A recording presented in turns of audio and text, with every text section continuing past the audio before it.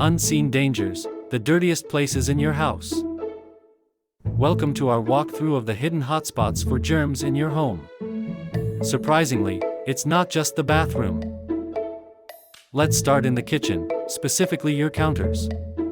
It harbors more bacteria than your toilet seat. Clean it with baking soda and vinegar. Moving to your bathroom, beware of the bathtub, faucet handles, and doorknobs. They are often overlooked during cleanup. Your living room isn't safe either. Remote controls, light switches, and keyboards are germy culprits too. But don't worry, we've got cleaning solutions. Safe, simple, effective methods to scrub away those hidden germs. Finally, don't forget about your toothbrush holder. Rinse it out weekly and scrub with a small brush to clean those hard-to-reach areas. Remember, a cleaner home is a healthier home. Tune in next time for more cleaning tips and tricks.